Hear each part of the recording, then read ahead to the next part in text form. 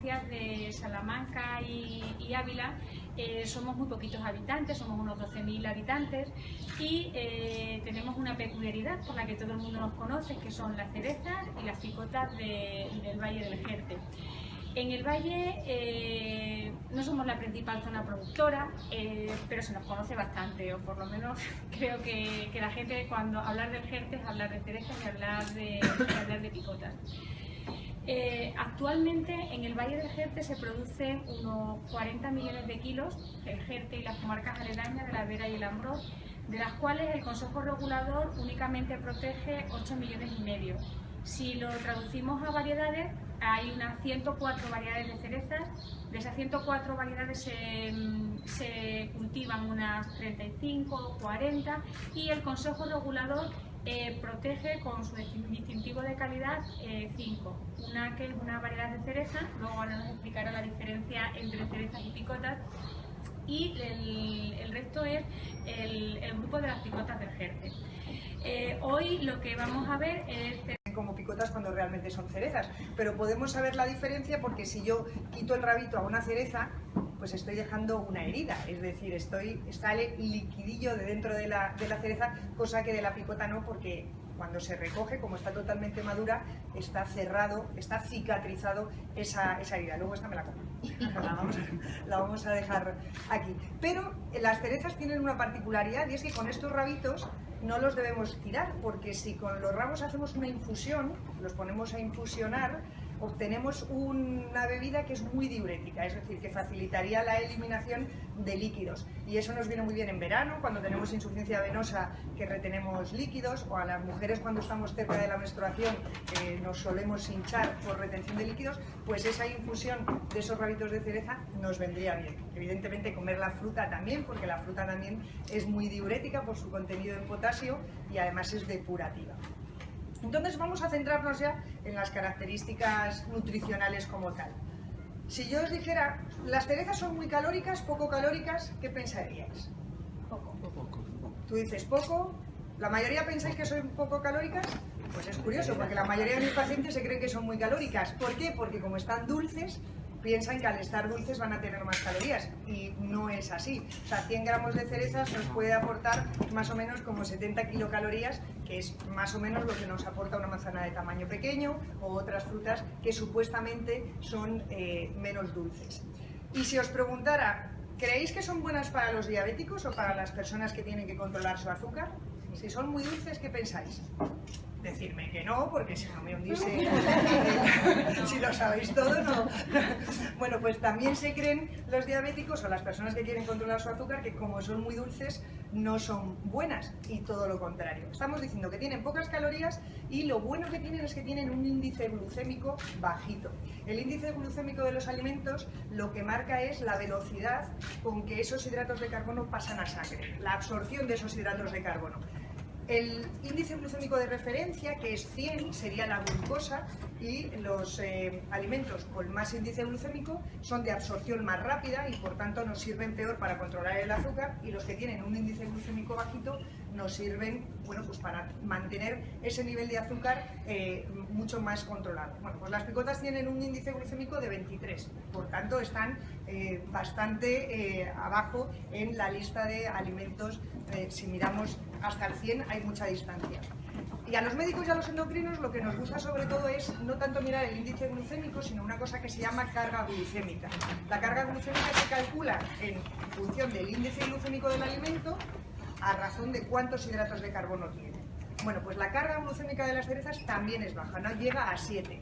Y diréis, bueno, ¿y 7 es mucho? ¿Es poco? ¿Cómo es? Pues se considera que un alimento tiene una carga glucémica alta cuando está por encima de 20, una carga glucémica media entre 11 y 19 y una carga glucémica baja cuando es por debajo de 10.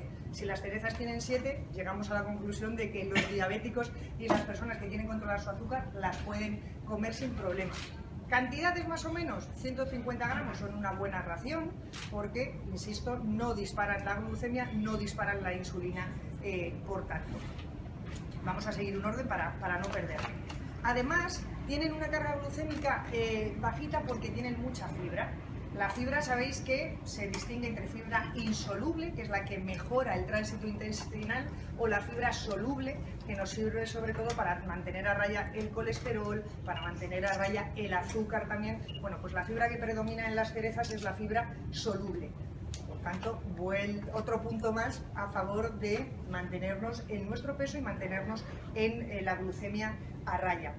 Son buenas también para la tensión, para mantenerla, para no tener hipertensión arterial, o incluso los pacientes que tienen hipertensión arterial las podrían tomar, porque tienen muy poco sodio y tienen sobre todo potasio. El potasio facilita la eliminación de líquidos, el sodio facilita la absorción de esos líquidos, por tanto, todo lo que tenga más potasio que sodio es bueno para nuestra tensión. Y además lo bueno que tienen las cerezas, porque las verduras, por ejemplo, también tienen mucho potasio, pero cuando las cocinamos hay veces que caemos en el error de echar sal, de salarlas. Ya estamos quitándole el efecto beneficioso del potasio porque le estamos añadiendo sodio. Las cerezas, pocas veces, yo no conozco a nadie que se las coma con sal.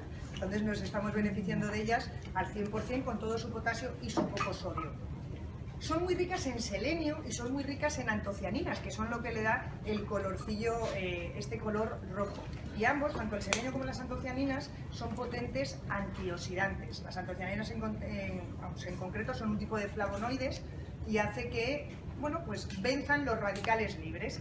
Eso es muy bueno pues para tener la piel más tersa, y no solo ya es cuestión de estética, sino para tener las células más sanas. Cuanto menos oxidadas estén esas células, pues vamos a tener menos años cronológicos, aunque años biológicos tengamos los que ponen en el carnet, que es lo que queremos, ¿no? Cumplir muchos años, pero que nuestras células vayan más despacito.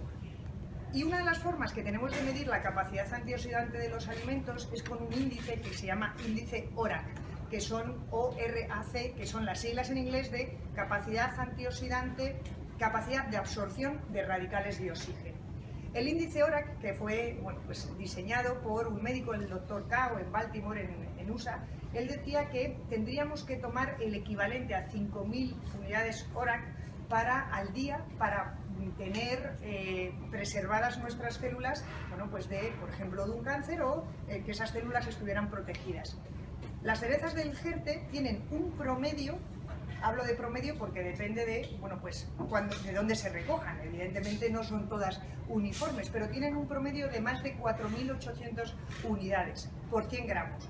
¿Qué significa eso? Que con simplemente 100 gramos de cerezas ya tendríamos cubierta la capacidad de antioxidantes que necesitamos por día. Y además están bien sabrosas, ¿no? Las antocianinas aceleran la recuperación de los atletas. O sea, cuando hacemos, por ejemplo, un ejercicio muscular, no tenemos que ser atletas para hacer ejercicio. Todas las que estáis aquí y todos deberíamos hacer ejercicio al menos 2 o 3 veces a la semana, porque se ha visto que a la larga es mucho mejor para la salud que tener una buena dieta. Claro, que os lo dice alguien que habla sobre todo de nutrición. Evidentemente, si combinamos nutrición con ejercicio ya es la pena, o sea, ya tendríamos nuestra salud casi asegurada. Pero las cerezas, volviendo a ellas, al tener mucha riqueza en antocianinas, favorece la recuperación de nuestro músculo después de hacer ejercicio. Por tanto, o antes o después del ejercicio conviene tener una buena ración, esos 150 gramos de los que hablábamos antes. Si nos fijamos en más vitaminas, destacaríamos sobre todo en la cereza la vitamina B9, lo que es el ácido fólico. El ácido fólico sabemos que es bueno para las embarazadas. Cualquier embarazada se ha tomado ácido fólico para evitar que aparezca la espina bífida en su bebé, pero también es importante el ácido fólico para las personas mayores,